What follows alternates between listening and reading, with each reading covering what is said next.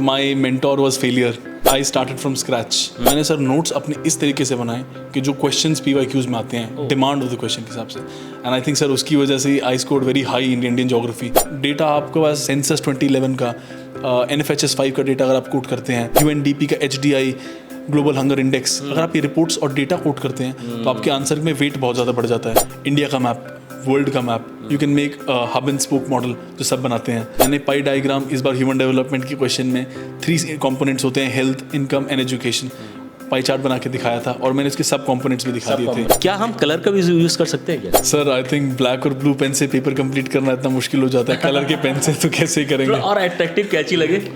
Sir फिर आपके 2 question छूट जाएंगे। सर अच्छे नोट्स वो हैं जो रिप्रोड्यूस हो जाएं एग्जाम में। अच्छा, अच्छे नोट्स वो नहीं है कि when you take a book and you create a book out of it, वो अच्छे नोट्स नहीं है। नोट्स इतने ऐसे क्रिस्प बनाइए कि आपको रिवाइज उनसे ही करना पड़े और उनको मल्टीपल टाइम्स रिवाइज करें। UPSC के फेवरेट कॉन्टिनेंट्स पर Africa, south America and south east Asia, इनसे बहुत टॉपिक बार बार पूछा गया। वाइल्ड लाइफ प्रोटेक्शन एक्ट के अंदर कौन सी बॉडी बनती है, तो आपको नींद में बता देना कौन सी बॉडी बनती है। 105, 107 ऐसे कुछ नेशनल पार्क्स हैं। आपको सबको एक मैप लाइए इंडिया का, सबको बैठ के मैप पे मैपिंग करिए। मैंने 104 थे मेरे टाइम पे, 104 के 104 मैंने मैप किए थे। Permutation, combination, averages, time, speed, distance, ये सारे टॉपिक्स हैं। आप इन टॉपिक्स पे PYQs देखिए, पहले PYQs देखिए, आप उनको सॉल्व कीजिए। अगर आपको जिस टॉपिक में आराम से क्वेश्चन सॉल्व हो जाता है तो उस दिन भी आपका हाईली लाइकली सॉल्व हो जाएगा। नॉट जस्ट द आंसर्स, जिनकी बाकी 3 ऑप्शंस होते हैं, मैंने उनके ऊपर भी नोट्स बनाए थे। उसका एक ऑप्शन था फंगाई वाला कुछ ऑप्शन। ठीक है सर अगले साल उसी पे क्वेश्चन यू का यू रिपीट हुआ था। For example central ground water authority environment protection act के अंदर बनती है। ये एक PYQs में पूछा गया था थोड़ा घुमाकर। अच्छा, अगर आपने पढ़ रखा था तो ये क्वेश्चन प्रीलिम्स में थोड़े टाइम बाद रिपीट हो गया था। दोस्तों इस वक्त हमारे साथ एक स्पेशल गेस्ट हैं अभिलाष सर, जिन्होंने इस बार 2023 की जो UPSC की रिजल्ट आई है, ही गॉट 421 रैंक और ये इनकी 4th अटैम्प्ट थी। इससे पहले सर मेंस में भी गए। एक लंबी जर्नी रही है, एक अच्छा एक्सपीरियंस है। मैं चाहता हूं सर कि इस इंटरव्यू के ज़रिए हम एस्पिरेंट को वो बातें बताएं जो आपने यूज़ की है अपने प्रिपरेशन में, और वैसे टूल्स टेक्निक जो उनके भी काम आए। मेरा ऑप्शनल ज्योग्राफी था और लैंग्वेज मेरा मीडियम था इंग्लिश। लास्ट टाइम मैंने मेंस जब दिया था I got 747 marks and the cut off was 748। First attempt तो I gave right out of college, जब मैं कॉलेज से बाहर आया था। तो I was very young and I was very kiddish and बहुत सारी चीज़ें मैंने पढ़ी भी नहीं थी, but I give the attempt. Sir इस जगह पर एक मेंटोर, एक सही गाइडेंस का रोल आता है। Correct. जो आपको बता सके कि क्या सही टाइम है कि जब आप प्रिपेयर हो गए आपको एग्ज़ाम देना चाहिए। सो माई मेंटोर वॉज फेलियर, तो मैंने सर फेल हो के सीखा है। And sir coming from science background मेरे लिए शिफ्ट बहुत ज़्यादा मेजर शिफ्ट थी। बिल्कुल। एंड सर मैं फिजिक्स का स्टूडेंट था, मुझे इन चीज़ों के बारे में कोई आइडिया नहीं था। What is a governor, what is a vice president, ये चीज़ें मैं पहली बार पढ़ रहा था। नए ढंग से शुरुआत करनी पड़ी आपको। तो कहते हैं ना कि आई स्टार्टेड फ्रॉम स्क्रैच, तो इट वाज लाइक दैट। कितनी मुश्किल होती है sir science background, engineering background से फिर ह्यूमैनिटीज़ में आना, क्या क्या चैलेंजेस होते हैं? सर आई थिंक आज से कि चैलेंजेस दोनों तरफ हैं, लेकिन सर मेरे लिए personally what I felt was कि I had to start from scratch. मुझे बहुत सारी चीज़ें पता नहीं होती थी। इकोनॉमी हमने पढ़ी नहीं थी, हिस्ट्री हमने पढ़ी नहीं थी। सर मेरा ज्योग्राफी सब्जेक्ट भी नहीं था बैकग्राउंड में कभी। तो sir all of this was very new for me, but sir fail होते गए, सीखते गए, and I will try to make sure that through this interview जो मेरी गलती से लोग सीख सकें and they don't make that mistake, और वो जल्दी सफलता के पास पहुँचे। मेंस में मैंने क्या किया था इस बार मैंने अपने ऑप्शनल पे, प्रीलिम्स खत्म हुआ था, मैंने नेक्स्ट डे से ही इंडियन ज्योग्राफी पढ़नी स्टार्ट कर दी थी। अच्छा, ठीक है। कि सर ऐसा होता है यूजुअली 1-2 दिन का ब्रेक लेते हैं सर। मैंने नेक्स्ट डे से ही इंडियन ज्योग्राफी की बुक खोली और मैंने मेक श्योर किया कि मैं उसको अच्छे से शुरू से एंड तक पढूं। PYQs मैंने उसके टॉपिक वाइज एनालाइज करे और मैंने सर नोट्स अपने इस तरीके से बनाए कि जो क्वेश्चंस PYQs में आते हैं डिमांड ऑफ द क्वेश्चन के हिसाब से, एंड आई थिंक सर उसकी वजह से I scored very high in Indian geography. I scored about 149 marks. Mains के आंसर का एक टिपिकल फ्रेमवर्क होता है। इंट्रोडक्शन, एक डायग्राम बनाओ, मेरा ये टेम्पलेट रहती थी, एक डायग्राम बनाओ। अच्छा। फिर जो क्वेश्चन का डिमांड है उसको एड्रेस करो और कंक्लूड करो आंसर को। तो इंट्रोडक्शन में आपकी डेफिनेशन हो सकती है, रिपोर्ट हो सकती है। फॉर एग्जांपल इस बार सुसाइड्स के ऊपर एक क्वेश्चन था GS1 के अंदर, तो आप उसके अंदर इंट्रोडक्शन में मैंने NCRB crime in India report state कर दी थी because I knew about that. और अगर कोई डेफिनेशन बेस्ड क्वेश्चन है तो आप उसकी डेफिनेशन लिखिए। जैसे कि रॉक्स के बारे में क्वेश्चन पूछा था तो आप रॉक्स की डेफिनेशन लिख सकते हैं वहाँ पर। ट्रॉपिकल साइक्लोन, मानसून के बारे में इस बार पूछा गया था क्वेश्चन पुरवैया के ऊपर, तो इंडियन मानसून की आप डेफिनेशन लिख दीजिए कि मानसून होता क्या है। It's a seasonal reversal of winds associated with distinct wet and dry season, और ये मिलता है ट्रॉपिकल ईस्टर्न कोस्ट पे। तो अगर आप ये लिख देंगे तो कितना अच्छा लगेगा जी। तो वन इज़ डेफिनेशंस, डेटा आपके पास सेंसस 2011 का, NFHS 5 का डेटा अगर आप कोट करते हैं, आप बहुत सारी रिपोर्ट्स आती हैं, UNDP का HDI ग्लोबल हंगर इंडेक्स, अगर आप ये रिपोर्ट्स और डेटा कोट करते हैं तो आपके आंसर में वेट बहुत ज़्यादा बढ़ जाता है। तो आपको ये करना चाहिए। Presentation I believe is the key mains में, क्योंकि they have to check so many copies. तो प्रेजेंटेशन में आप क्या क्या कर सकते हैं? इंडिया का मैप, वर्ल्ड का map, you can make hub and spoke model जो सब बनाते हैं, एंड उसके अलावा you can make pie diagrams, bar charts. मैंने पाई डायग्राम इस बार ह्यूमन डेवलपमेंट के क्वेश्चन में 3 कंपोनेंट्स होते हैं, health, income and education, pie chart बना के दिखाया था, और मैंने उसके सब कंपोनेंट्स भी दिखा दिए थे। तो ये बहुत सुंदर लगता है पेपर के अंदर, और ये थोड़ा इम्पैक्टफुल भी रहता है। ये इम्पैक्टफुल भी रहता है, इसे आप कम जगह में ज़्यादा चीज़ दिखा देते हैं। तो I think this shows the understanding and depth, और एग्जामिनर को भी थोड़ा रिफ्रेश फील होता है। सर एक बच्चे वाली बात पूछ रहा हूँ मैं, बहुत ही चाइल्डिश, क्या हम कलर का भी यूज़ कर सकते हैं क्या? सर आई थिंक ब्लैक और ब्लू पेन से पेपर कंप्लीट करना इतना मुश्किल हो जाता है, कलर के पेन से तो कैसे ही करेंगे। और अट्रैक्टिव कैची लगे। सर फिर आपके 2 क्वेश्चन छूट जाएंगे। अच्छे नोट्स वो हैं जो रिप्रोड्यूस हो जाएं एग्जाम में। अच्छा, अच्छे नोट्स वो नहीं है कि when you take a book and you create a book out of it, वो अच्छे नोट्स नहीं है। अच्छे नोट्स सर ऐसे होंगे कि जिसमें आप पहले आप नोट्स बनाने की एक आर्ट है जो मैंने सर थ्रू माई जर्नी सीखी। तो what you need to do, first step आपका क्या होना चाहिए? आपको पहले बुक पढ़नी होगी, उस टॉपिक को पढ़ें, उसको समझें। सेकंड में आपको PYQs खोलें, उस टॉपिक से पूछा क्या है। अच्छा, PYQ में देखिए, आपको आप जब देखेंगे कोई भी टॉपिक हो सकता है, जैसे कि वो ट्रॉपिकल साइक्लोन हो सकता है। ट्रॉपिकल साइक्लोन में फिर आपको पता चलेगा कि ट्रॉपिकल साइक्लोन की डेफिनेशन क्या होती है, ट्रॉपिकल साइक्लोन का डायग्राम कैसा होगा, आप उसकी कंडीशंस क्या क्या हैं, कि temperature, Coriolis force, upper tropospheric divergence, ये सारी चीज़ें आपको पता चलेंगी। एंड इसके अलावा ये कंडीशंस हो गई कि क्लाइमेट चेंज का क्या इम्पैक्ट रहा है। तो ये 5-6 डायमेंशन जब आप टच कर लेंगे तो उसके बाद आपका वो टॉपिक कवर हो जाएगा 100%। फिर आपको नोट्स में उनको ही उतार देना है, आपको उनको रिवाइज करना है मल्टीपल टाइम्स, एग्जाम में क्वेश्चन उसके अराउंड ही आएगा and you have to write it down. आप नोट्स इतने ऐसे क्रिस्प बनाइए कि आपको रिवाइज उनसे ही करना पड़े और उनको मल्टीपल टाइम्स रिवाइज करें।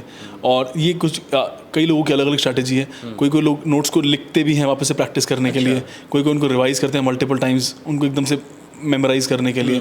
तो वो आपके ऊपर डिपेंड करता है आप कैसे करें, लेकिन नोट मेकिंग बहुत एसेंशियल है। अगर हम प्री की बात करें, जनरल स्टडीज़ की, तो आपने कौन कौन से रिसोर्सेज, मतलब बुक लिस्ट की बात करें तो कौन कौन सी बुक आपने सब्जेक्ट वाइज रेफ़र की थी? राइट, तो आई थिंक मॉडर्न हिस्ट्री के लिए तो spectrum is book is the Bible, हाँ, एंड लक्ष्मीकांत फॉर पॉलिटी, ये तो सभी पढ़ते हैं, हाँ, वो सबको ही रटी हुई है। लेकिन द थिंग इज़ आपको उनको सिर्फ पढ़ना नहीं है, उनको समझना है और उनकी एक एक डिटेल्स पे जाना है, क्योंकि प्रीलिम्स कहते हैं ना, devil is in the details. तो वो डिटेल में आपको एग्जामिनर फंसाएंगे।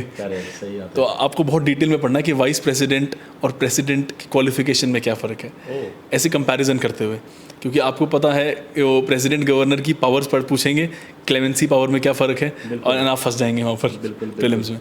तो दैट्स दैट। तो आप मॉडर्न हिस्ट्री के लिए बता दिया आपने, फिर पॉलिटी हो गया। इकोनॉमी के लिए आप कोई भी बुक रेफर कर सकते हैं, विवेक सिंह, रमेश सिंह, मैंने ये दोनों बुक्स पढ़ी थी and I found Vivek Singh very helpful. जी, तो उसके अलावा geography is another subject. Geography में आपको 11th-12th की NCERTs आर वेरी गुड, लेकिन उसके साथ आपको एक चीज़ सप्लीमेंट करनी होगी, वर्ल्ड मैपिंग। जी, वर्ल्ड मैपिंग बहुत ही इंपॉर्टेंट टॉपिक है। UPSC का प्रीलिम्स अब फेवरेट टॉपिक हो गया है। Last time I think lots world mapping, जी, almost more than 5 questions were asked, 5-6 question, 5-6 question जी, और आप 5-6 क्वेश्चन तो बहुत ज़्यादा होते हैं और आपके सही होते हैं। तो और वर्ल्ड मैपिंग में भी आपको क्या ध्यान देना है, UPSC के फेवरेट कॉन्टिनेंट्स पर, वो है अफ्रीका, साउथ अमेरिका एंड ये एक बहुत ही टेक्निकल चीज़ से बता रहे हैं जी, इसको नोट कीजिए आप लोग। Africa, south America and south east Asia, इनसे बहुत टॉपिक बार बार पूछा गया। जैसे कि लास्ट ईयर कॉन्गो रिवर के बारे में पूछा गया, वो बहुत सिंपल क्वेश्चन था जिसको पता है। अच्छा, नेक्स्ट टाइम शायद नाइल रिवर के बारे में पूछ ले इस साल। तो आपको देखना है इन चीज़ों को। और आपको लास्ट टाइम सोमालिया पे भी क्वेश्चन आया था, सोमालिया इज अफ्रीका अगेन। आपको वर्ल्ड मैपिंग में रिवर्स, लैंड फॉर्म्स, जैसे कि स्नेक प्लेटो कहाँ पर है, USA में है, जिसने पढ़ा है उसे पता होगा। आपको और चीज़ देखनी है, जैसे कि रिसोर्सेज कहाँ पर क्या क्या मिलते हैं, कि मलेशिया में टिन के प्लेसर्स मिलते हैं, प्लेसर डिपॉजिट्स। तो अगर आपने ये चीज़ें पढ़ी हैं ढंग से, तो आप एग्जाम के दिन तो आप यू वोंट बी स्टार्टल्ड, आपको ना शॉक नहीं लगेगा एकदम से। तो एनवायरनमेंट के लिए सब पढ़ते हैं Shankar IAS, it's a very good book. आप उसको शुरू से अंत तक पढ़िए, डिटेल में पढ़िए, लेकिन पढ़ना ऐसे है प्रीलिम्स के लिए कि अगर आपसे मैं पूछूं वाइल्ड लाइफ प्रोटेक्शन एक्ट के अंदर कौन सी बॉडी बनती है, तो आपको नींद में बता देना कौन सी बॉडी बनती है, कि सेंट्रल जू अथॉरिटी बनती है या नहीं बनती है, national board for wild life बनता है या नहीं बनता है। तो आपको ये पता होना चाहिए बहुत अच्छे से। अनदर थिंग, एनवायरनमेंट में नेशनल पार्क्स फेवरेट टॉपिक है UPSC का, कि हाँ, मतलब ऑल्टरनेट ईयर्स आता है, लास्ट ईयर नहीं आया था पर उससे पहले बहुत बार आया है, तो इस साल आ सकता है, हाई चांसेस। तो नेशनल पार्क्स आपको आई थिंक 105, 107 ऐसे कुछ नेशनल पार्क्स हैं। आपको सबको एक मैप लाइए इंडिया का, सबको बैठ के मैप पे मैपिंग करिए। मैंने 104 थे मेरे टाइम पे, 104 के 104 मैंने मैप किए थे। और फिर मुझे एक एक पता था कि कौन सा स्टेट में। फॉर एग्जांपल यूपीएससी ने पूछा तो हम मैप पे ही बनाएंगे उसको जी, फिजिकली मैप आता तो है वो एक फिगर है, वो दिमाग में आपके image छप हमारे जाएगा जी। फॉर एग्जांपल यूपीएससी प्रीलिम्स में आया पापीकोंडा नेशनल पार्क। अच्छा, अब जिसने करी थी मैपिंग उसके लिए तो बहुत आसान है, आंध्र प्रदेश में है, तो उसने 1 सेकंड में कर दिया। और जिसको नहीं पता वो फिर तुक्का ही लगाएगा। तो यू हैव टू, इन चीज़ों पे आपको तुक्का नहीं लगाना, इस चीज़ों पे आपको श्योर होना है। ठीक है, देखिए रिसोर्सेज तो सभी को पता है, लेकिन उन रिसोर्सेज को कैसे यूज़ करना है ये सर बता रहे हैं। आपने कोई कोचिंग वगैरह ली थी, कैसे चीज़ें आगे बढ़ी? जी सिंस मेरा कोई इसमें बिल्कुल भी डोमेन नॉलेज नहीं थी इस फील्ड के अंदर, बिल्कुल जैसे बताया। तो मैंने फाउंडेशन कोर्स लिया था राउस आईएएस पर, एंड कॉलेज के दौरान लिया था, towards the end of my college. Sir raw IAS में जो फाउंडेशन आपने किया उससे क्या क्या फ़ायदा आपको हुआ? सर फ़ायदा मुझे ये हुआ कि मुझे तो यूपीएससी के सब्जेक्ट्स भी नहीं पता थे क्या होते हैं जी। तो सब्जेक्ट्स भी नहीं पता थे, वो क्या हुआ मुझे यहाँ पे सब्जेक्ट्स पता चलने लगे, टॉपिक्स क्या क्या आते हैं इन सब्जेक्ट्स के अंदर, थॉट प्रोसेस बनने लगा जी। थॉट प्रोसेस मुझे पता चला कि ये रास्ता है, तो मुझे वो हो जाता है कि गाइडिंग लाइट हो जाती है, एंड फिर गाइडिंग लाइट पे चलना तो हमें खुद ही होता है। आपको अपनी स्ट्रेंथ्स और वीकनेसेस आइडेंटिफाई करनी होगी सीसैट में। अगर आपकी स्ट्रेंथ इंग्लिश है तो आपको पहले घंटे में 27 आरसी के क्वेश्चन आते हैं, 27, आपको 25 क्वेश्चंस तो करने ही हैं, एंड आपकी एक्यूरेसी हाई होनी चाहिए उनके अंदर। तो you need to make sure कि आपके 23 आरसी करेक्ट हो, तो आपको बहुत अच्छा एडवांटेज मिल जाएगा।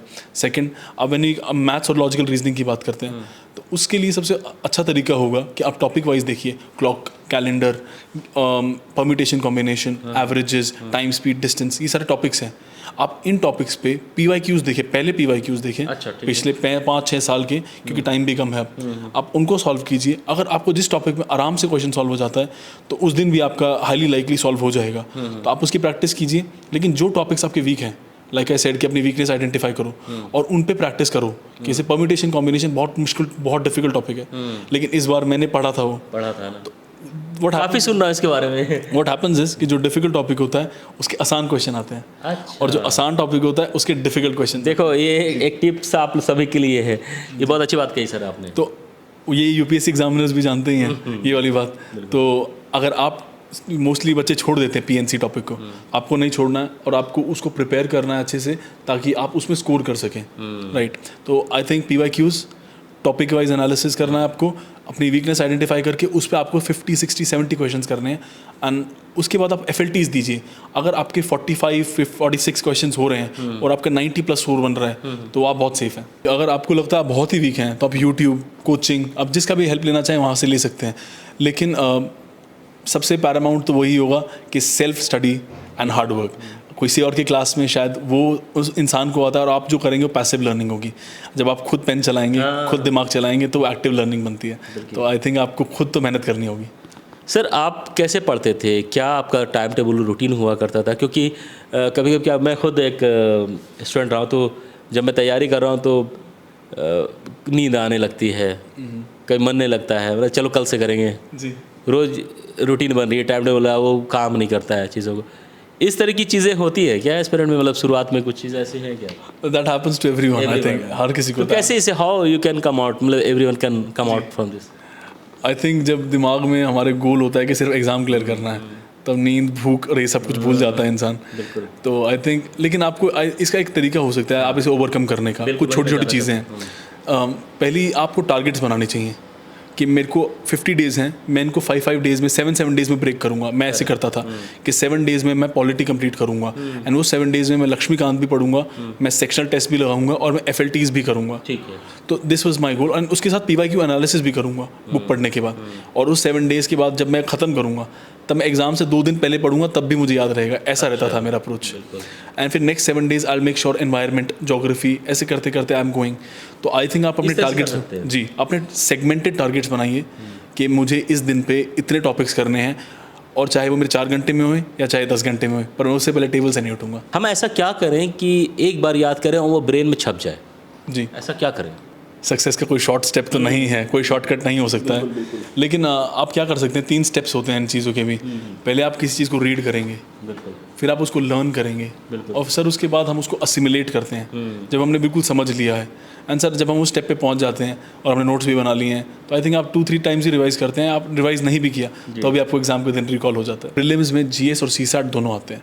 मेंस में क्या क्या होता है, ऐसे होता है, जीएस 1 2 3 तो ये 4। पीवाईक्यू से तो हो जाएगा इनका? जी बिल्कुल, पहले आप पैटर्न देखिए, फिर आप सब्जेक्ट देखिए किसमें क्या क्या आता है, फिर आप उनके पीवाईक्यूज देख के समझिए, सिलेबस देखिए पहले टॉपिक्स के कि एथिक्स के अंदर क्या क्या आता है, emotional intelligence, aptitude, integrity and so many other things. आप ये देखिए, फिर आप देखिए पीवाईक्यूज इनसे क्या पूछे गए हैं, फिर आप ट्राई करिए कोई भी बुक उठा के कि इनमें से आप कोई टॉपिक्स पढ़ने की कोशिश करिए। अब ऐसे करेंगे तो you have a good handle over the exam, क्योंकि अगर आप ऐसे पढ़ने लग गए कोई भी लक्ष्मीकांत उठा के या कोई और बुक उठा के, तो it's gonna take you lot of time. फिर आप समझते हैं कि अभी तो बहुत चीज़ें और पढ़नी है, तो आपको शेड्यूल बनाना है, एग्ज़ाम को देखना है, पैटर्न को देखना है, आपको टॉपिक्स की लिस्ट देखनी है, ऑनलाइन आपको आराम से मिल जाएंगी चीज़ें। पीवाईक्यूज देखिए एनालाइज करने के लिए, and keep working at it. Sir कितने साल पुराने पीवाईक्यू रेफर करने चाहिए ऑन एन एवरेज?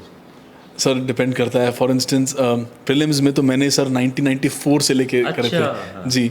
सो मैंने 1994 से लेके 2022 तक के प्रीलिम्स के करे थे। Answer not just the answers, जो उनकी बाकी 3 ऑप्शंस होते हैं, मैंने उनके ऊपर भी नोट्स बनाए थे। ये पकड़ने वाली बात है। मैं जो ऑप्शन होंगे क्वेश्चन के 4 ऑप्शन हो, उसको भी पढ़ेंगे जी। कैसे पढ़ेंगे, उसके लिए क्या करेंगे? सर फॉर एग्जांपल एनवायरनमेंट में क्वेश्चन आया था, I don't remember the question, उसका एक ऑप्शन था फंगाई वाला कुछ ऑप्शन। ठीक है सर अगले साल उसी पे क्वेश्चन यू का यू रिपीट हुआ था। तो अगर आप ये करते हैं कि आप 3 ऑप्शंस पढ़ लेते हैं बाकी, तो बहुत हाई चांसेस होते हैं कि वो आ जाए। For example central ground water authority environment protection act के अंदर बनती है, ये एक पीवाईक्यूज में पूछा गया था थोड़ा घुमाकर। अच्छा, अगर आपने पढ़ रखा था तो ये क्वेश्चन प्रीलिम्स में थोड़े टाइम बाद रिपीट हो गया था। तो जो पीवाईक्यूज करके जाता है उनको आई थिंक 5 से 10 मार्क्स का एडवांटेज मिल जाता है। सर की जो ज्योग्राफी है बहुत ही इंटरेस्टिंग सब्जेक्ट है, फेवरेट इनका है। और सर ने खुद एक यूट्यूब चैनल बनाया है, टेलीग्राम भी है इनका। यूट्यूब चैनल पे अगर जो भी ज्योग्राफी के बच्चे हैं ऑप्शनल के, आप उसमें जाके सर के वीडियोस देख सकते हैं। बहुत अच्छी तरह से डिटेल्ड वीडियो है ज्योग्राफी को लेके। तो यूट्यूब जो चैनल है टेलीग्राम स्किलिंग, इस वीडियो को डिस्क्रिप्शन में मिल जाएगी, आप उसको ज़रूर एक बार देखिए, आपको चीज़ें समझ में आएगी। Thank you very much sir once again for your valuable time sir.